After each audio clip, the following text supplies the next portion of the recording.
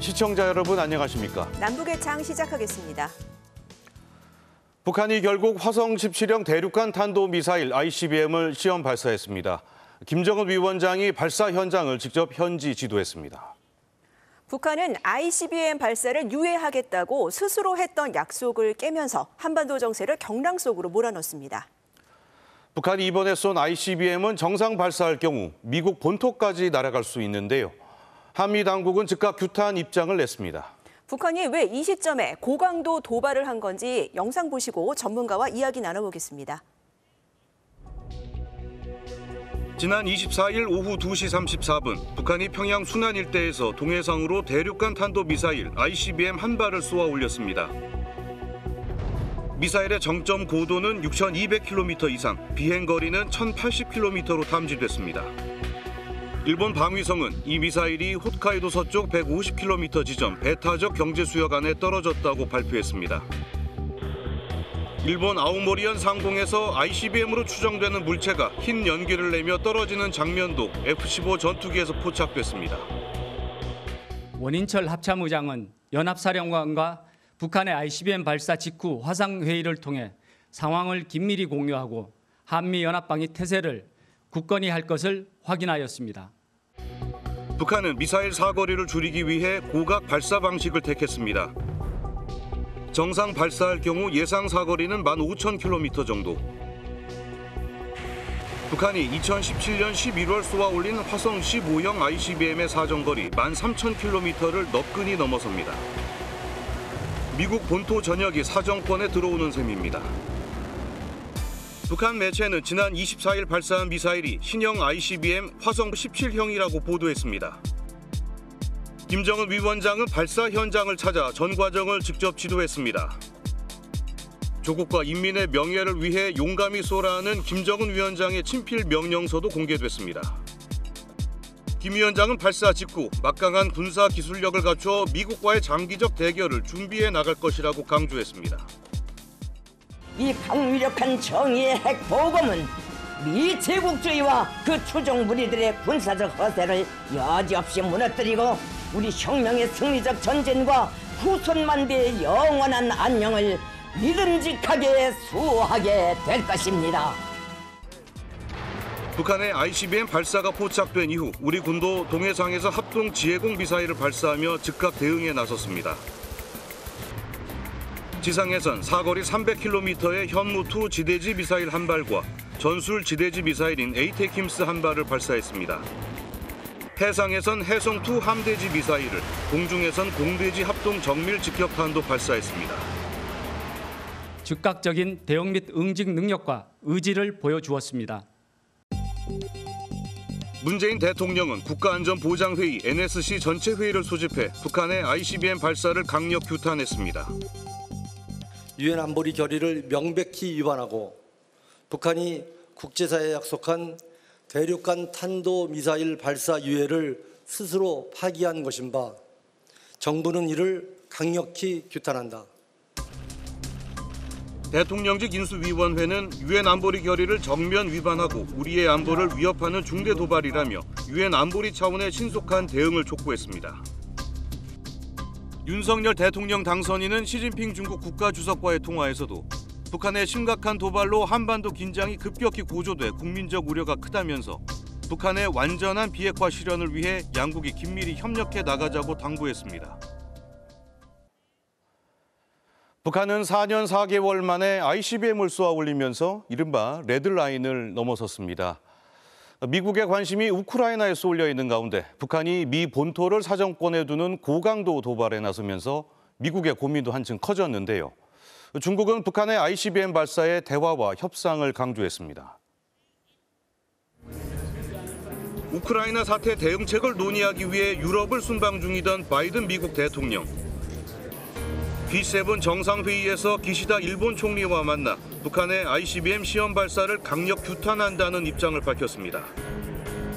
동시에 외교 필요성을 강조하며 한국과 일본의 안보에 대한 확고한 공약도 전달했습니다. 북한이 화성 17형 발사를 공식 확인한 지 불과 1시간 만에 미 국무부는 신규 제재 조치도 발표했습니다. 북한의 미사일과 관련해 민감한 물품을 이동시킨 혐의로 제2자연과학원과 외교관 리성철 등을 추가 제재 대상에 올렸습니다. 어떻게 보면은 북한이 연초부터 준비해 놓은 도발 로드맵을 수순을 밟고 있다고 보셔도 될 것 같습니다. 다만 이 도발의 그 타이밍을 봤을 때 북한 측에서 사실 미국이 그 우크라이나 사태 때문에 시선이 그쪽으로 쏠려 있기 때문에 그 타이밍을 좀 이용하는 부분도 없지 않아 있는 것 같다고 볼 수 있습니다. 반면 중국은 정치적 해결을 강조했습니다. 我们希望有关各方着眼半岛的和平稳定大局，坚持对话协商的正确方向，共同致力于推进朝鲜半岛问题的政治解决进程。 CCTV를 비롯한 중국의 주요 관영 매체들도 북한의 미사일 발사 소식을 간단하게 전했을 뿐 주요 뉴스로 보도하진 않았습니다. 북한은 지난 20일엔 방사포 4발을 서해상으로 발사하는 무력 시위를 벌이기도 했는데요.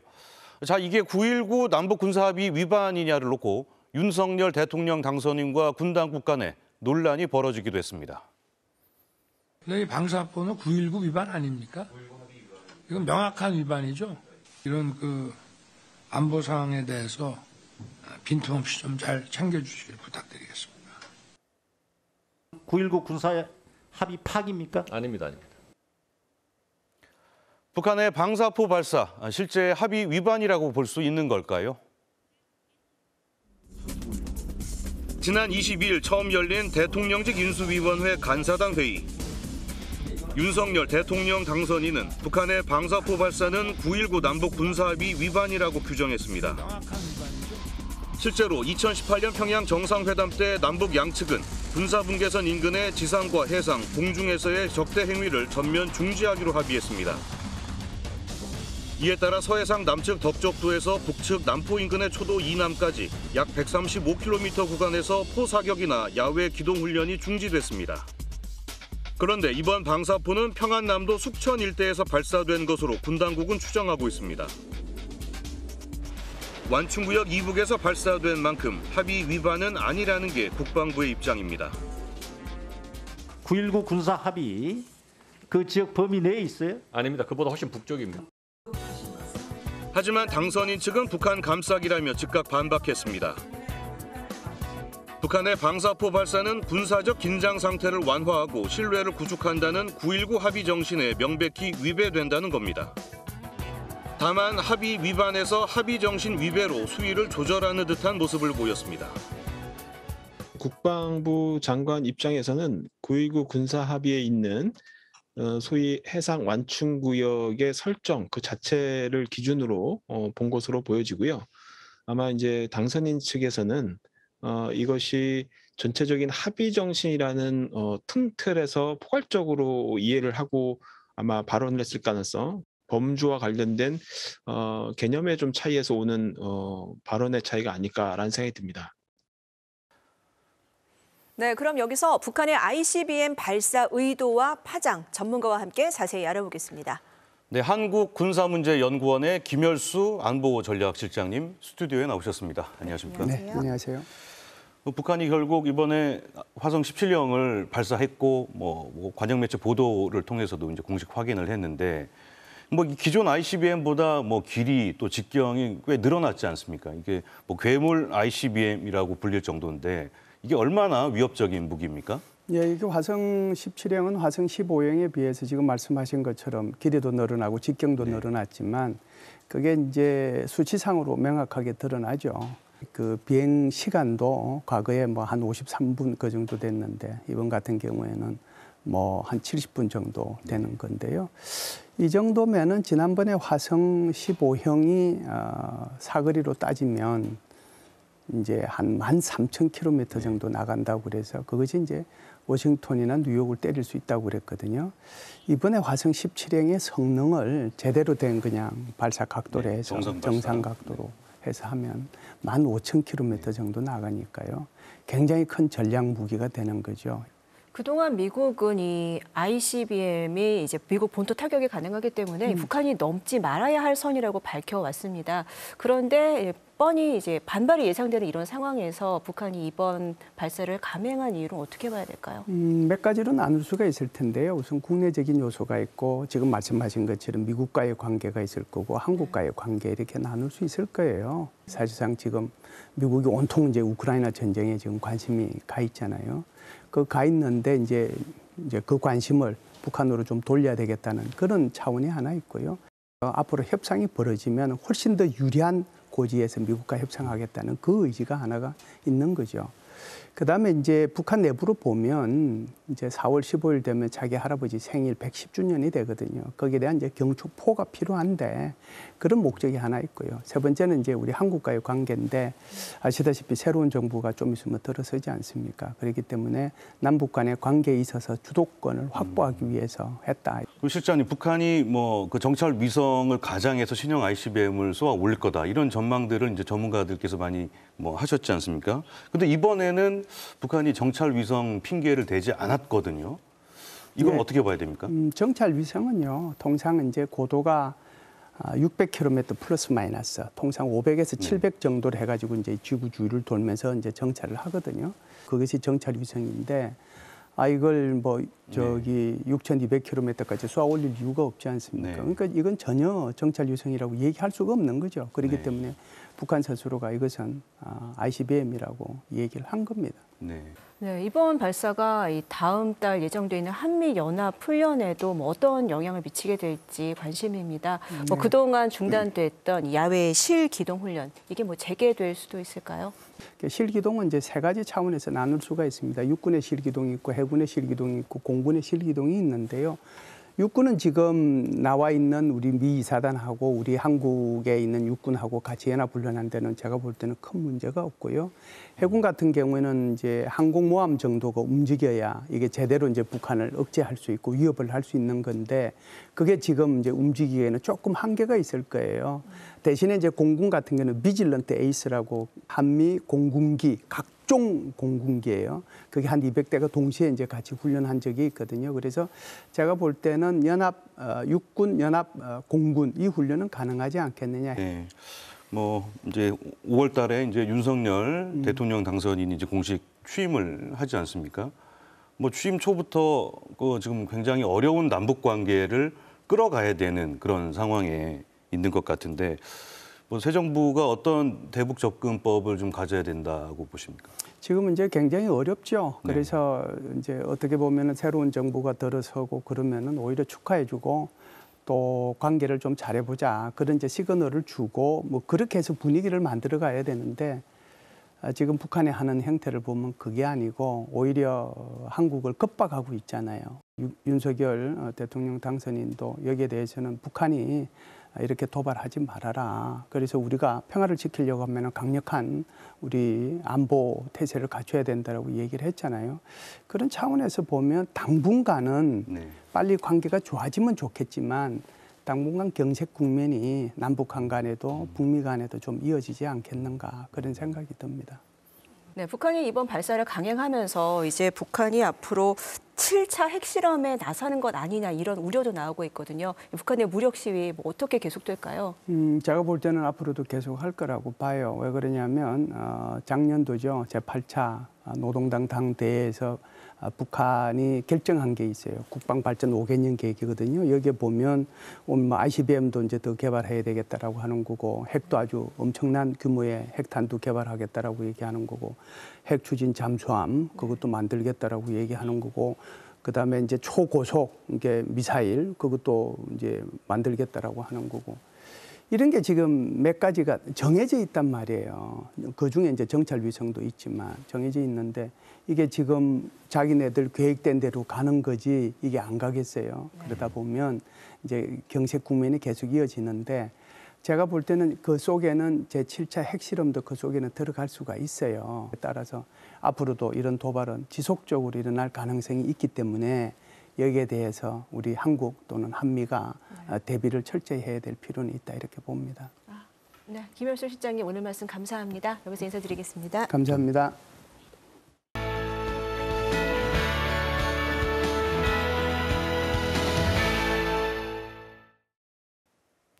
북한에서 축구는 최고 인기 스포츠 종목인데요. 평양국제축구학교에서는 세계 무대로 진출할 꿈나무들이 구슬땀을 흘리고 있다고 합니다. 이탈리아 프로축구팀에 입단해서 화제를 모았던 이 한광성 선수도 이 학교 졸업생인데요. 북한의 축구 영재들은 어떤 교육을 받고 있는지 함께 보시겠습니다.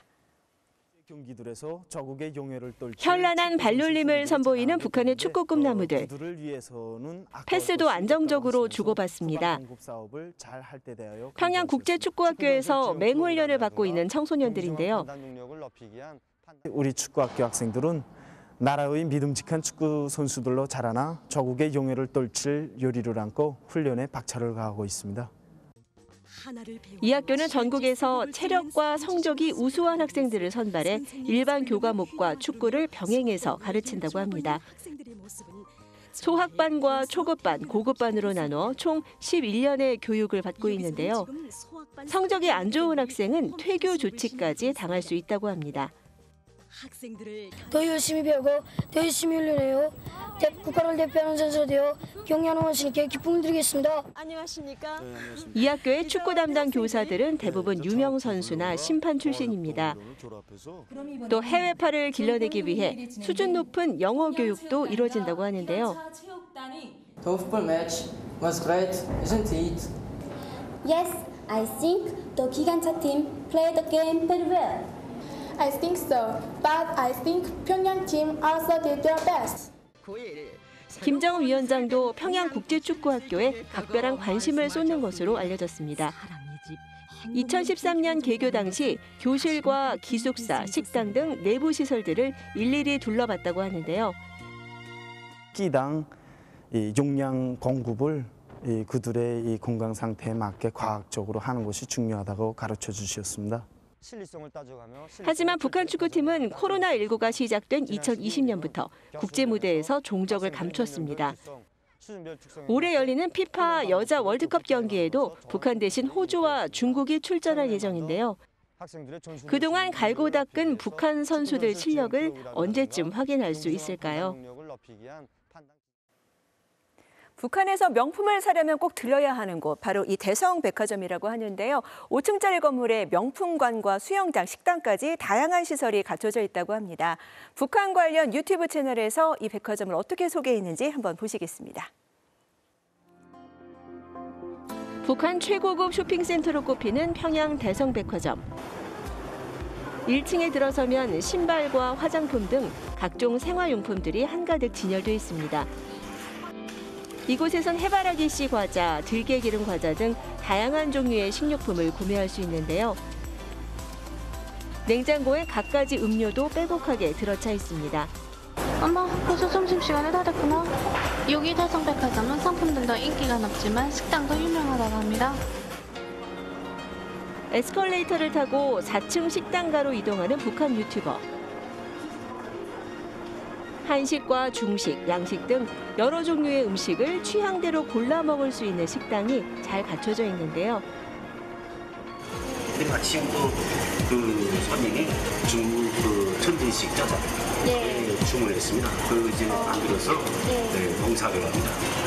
그럼 저도 짜장면 하나 주문해도 됩니까? 예, 그렇게 하십시오. 유튜버는 텐진식 짜장면을 먹으면서 식당을 홍보하고 있습니다.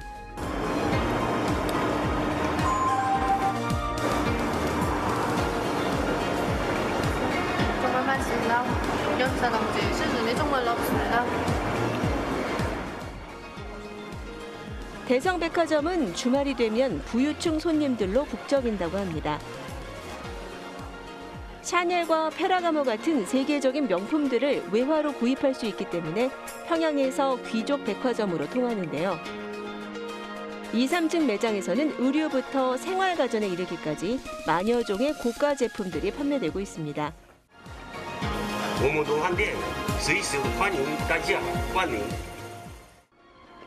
중국어 인사로 마무리를 하는 이 유튜브 영상은 국경 개방에 대비해 중국인 관광객들에게 대성백화점을 홍보하려는 목적으로 보입니다. 지금까지 요즘 북한행이었습니다.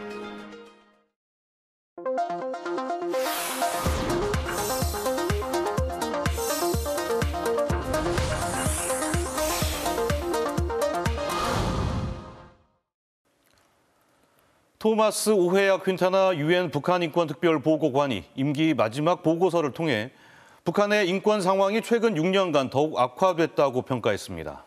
네, 북한은 국경에서 탈북을 시도하는 주민을 사살하기도 하고 반동 사상문화 배격법 등으로 통제를 강화해왔죠. 퀸타나 보고관은 이례적으로 중국과 러시아를 특정해서 탈북민들을 더 이상 북한으로 강제 송환하지 말라고 권고했습니다.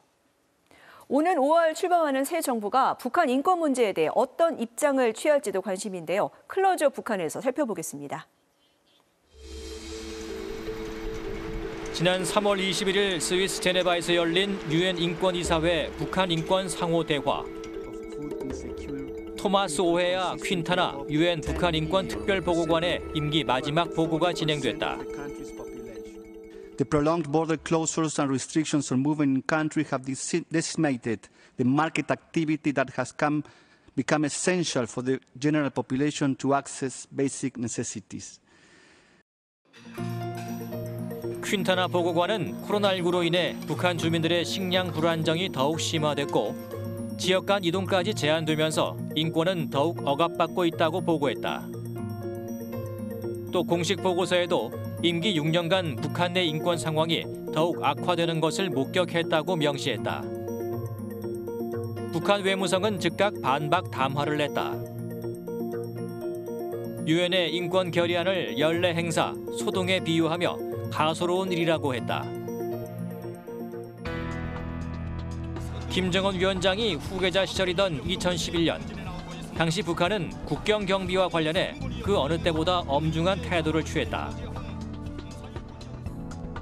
탈북하다 적발되면 현장에서 사살 조치한 것이다.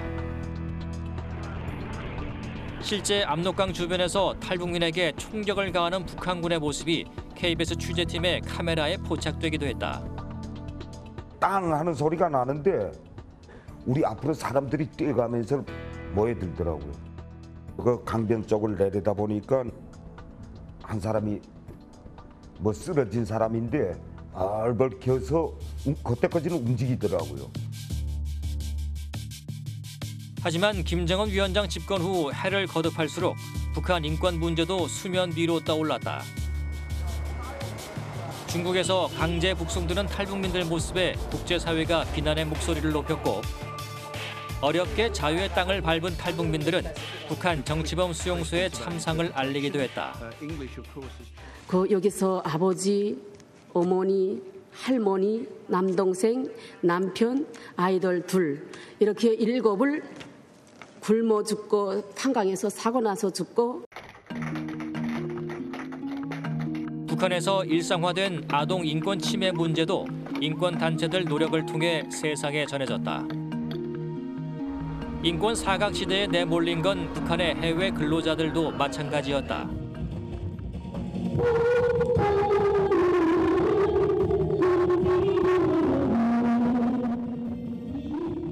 2016년 촬영된 몽골의 한 북한 식당. 이 식당에 파견된 북한 여성 종업원들은 손님 접대와 서빙 등의 업무부터 공연에 이르기까지 하루 종일 눈코 뜰 새 없이 일을 해야 했다. 가게 쉬는 날이 없어요? 네, 특별히 쉬는 날이 없습니다. 네. 공연도 매일 하고요? 네. 북한이 세계 최고 수준이라고 자랑하는 북한 여성 자수공들의 외화벌이 현장. 한 땀 한 땀 수작업으로 진행되는 고된 노동이다. 세계에서 우리 이거 하는 나라가 없어요. 슬기롭고 국민한 자산 여성들밖에 못 한다고요. 그러나 변변한 숙소도 없이 작업장에서 숙식을 해결하는 경우가 대부분이었다. 생활을 여기서 하시는 거예요? 네, 여기 있어요. 일찍이 와도 괜찮아요. 북한 내부에서는 2015년 형법 개정을 통해 남한 드라마나 노래를 보거나 듣기만 해도 최고 10년 이하의 노동교화형에 처하게 했고 2017년 노동당 세포위원장 대회에서는 김정은 위원장이 직접 강력한 처벌을 공언했다. 법기관들에서는 비사회주의적 현상의 사소한 요소에 대해서도 강한 행정적, 법적 제재를 가하여야 한다고 하셨습니다. 급기야 국경 봉쇄가 시작된 2020년 북한은 반동사상 문화 배격법을 전격 채택했다. 반동사상문화 배격법은 반사회주의 사상문화의 유입, 유포 행위를 철저히 막고 국민들이 반드시 지켜야 할 준칙들을 규제했습니다. 한류를 비롯한 외부 문화를 유포시키면 최대 사형에 처하도록 한 것이다. 유엔은 북한 인권 결의안을 채택해 북한을 공식 압박해왔다. 그런데 북한의 국경 봉쇄가 장기화되면서 북한 인권 상황을 파악하는 것조차 어려움을 겪고 있다. 국내 또는 외국 활동가들 사이에 새 암흑기라는 말이 나올 정도로 많이 악화된 게 사실이고요. 전국적으로 또는 통계라든지 그런 정보는 안 그래도 어려웠었는데 북한에서 정보나 뉴스를 이제 가지고 나오기가 더욱더 어려워지는 시대인 것 같습니다. 북한에 거주하던 외교관들과 국제기구 사무소까지 철수하면서 북한 내부 소식은 끊어지다시피 했다. 탈북민의 수도 급감했다. 2019년도까지는 해마다 1000명대에 이르던 탈북민 수가 지난해에는 63명에 그쳤다. 우리가 우스갯소리로 그런 말도 해요. 이제는 압록강 두만강도 그냥 중국한테 내주지 왜 저래 이런 말까지 하는데 그 강에 대한 접근까지 다 막았기 때문에 북한을 그냥 폐장으로 만들어버린 거예요. 네, 거기서 나오는 사람이 일절 없게. 유엔은 북한이 국경을 철저하게 통제하면서 대북 지원마저 중단돼 취약계층의 경우 기아에 시달릴 수 있다고 지적했다. 하지만 북한은 여전히 유엔의 인권 보고서가 날조된 문서라고 주장하고 있다. 2017년엔 탈북 후 재입국한 임지연 씨를 대외 선전 매체에 출연시키며 사실과 다른 선전 선동을 벌이기도 했다.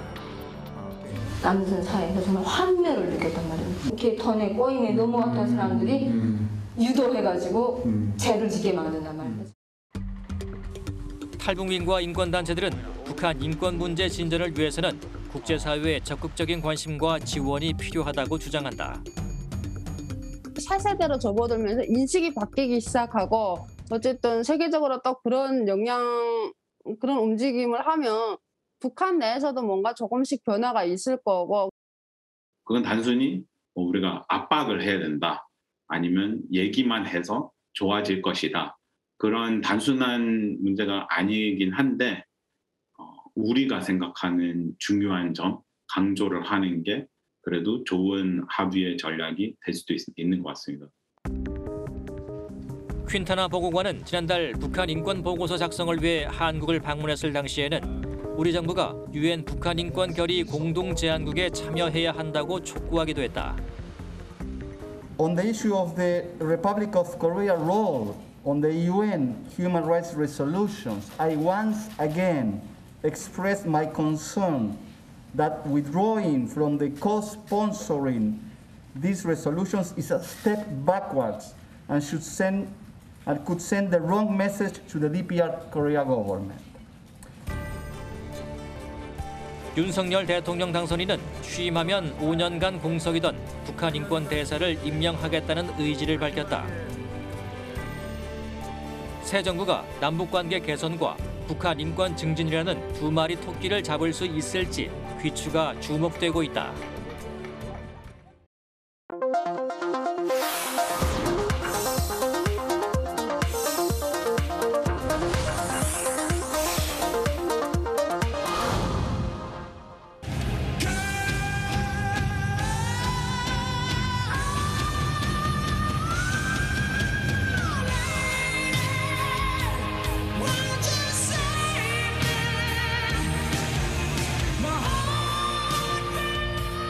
네, 지금 듣고 계신 이 노래 미국의 헤비메탈 록밴드 스틸아트의 She's Gone인데요.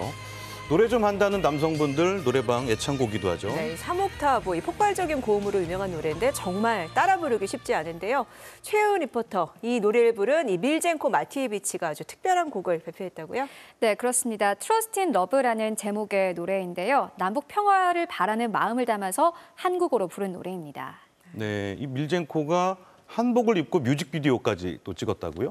네, 그렇습니다. 이 뮤직비디오는 LA 한국문화원의 도움을 받아서 제작이 됐다고 하는데요. 한복을 입고 한국의 멋을 표현하기 위해 많은 노력을 기울였다고 합니다. 미국 땅에서 울려 퍼진 남북 평화의 멜로디, 지금 만나러 가보시죠. 지난 3일 인터넷에 눈길을 끄는 뮤직비디오 한 편이 공개됐습니다. 중후한 멋을 뽐내는 외국 남성이 한복을 입고 등장합니다. 우리나라 전통 무용수들 틈에서 한국어로 노래를 부르는데요.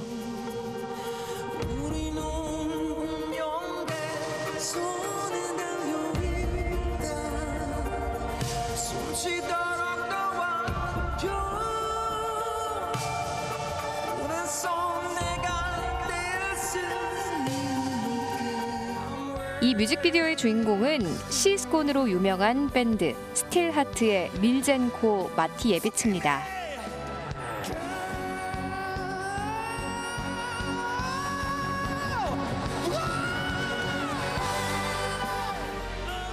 한반도의 평화를 바라며 트러스트 인 러브라는 신곡을 발매했는데요. 남북이 대립하고 있는 현실이 안타까워 이 노래를 만들게 됐다고 합니다. When I wrote the song in focus for the unification, I wanted to show the heritage. I wanted to show the beauty of your country. I just wanted to show that spark to the people, you know, to both North and South. Bring the unification together. 1992년 공연장 조명이 떨어져 큰 부상을 입고 슬럼프에 빠졌던 밀젠코 씨.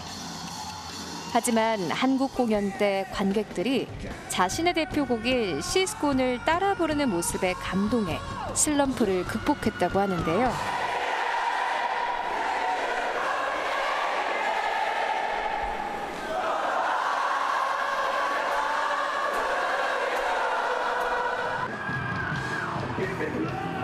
밀젠코 씨는 우리나라에서 열린 각종 록 페스티벌과 예능 프로그램에도 출연하면서 한국에 대한 애정과 관심을 보여줬습니다.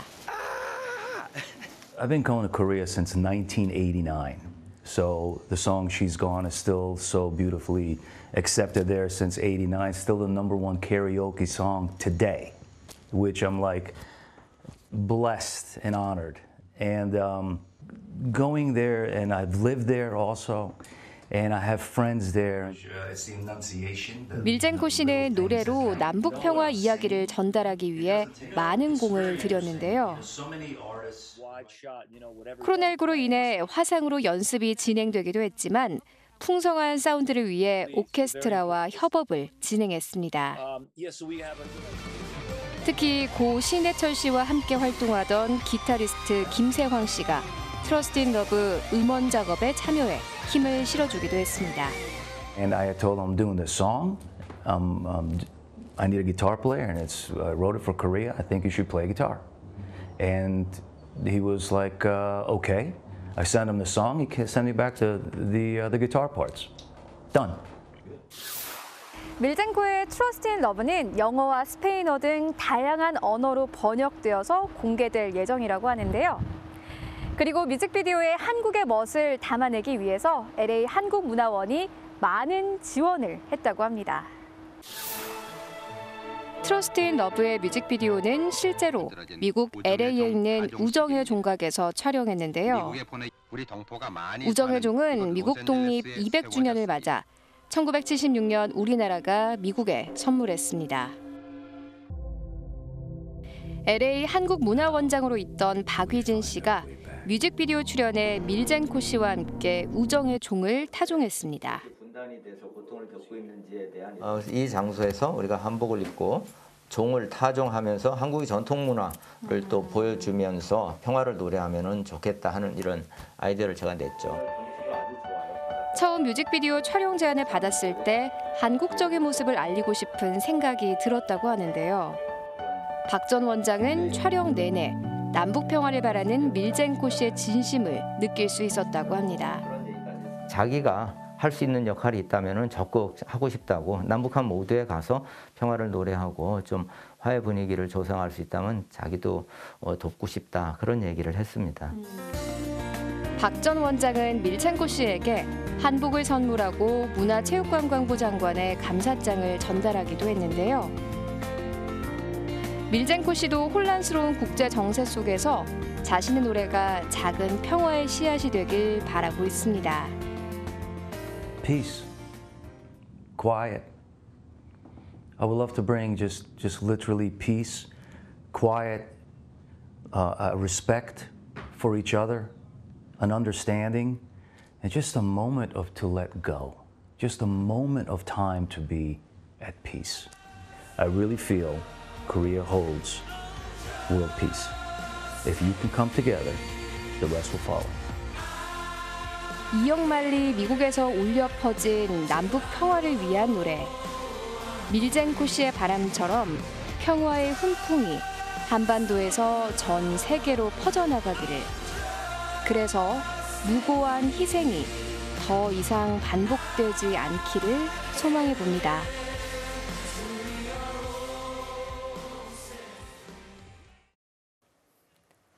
네, 이번 대선에서 여야 후보들 부동산 공약에 관심 가지신 분들 많으실 텐데요. 네, 북한에서도 부동산은 재테크 1순위라고 합니다. 그런데 북한 아파트의 로얄층은 우리와는 좀 다르다고 하는데요. 남북에서 주요 영상에서 확인해 보시겠습니다.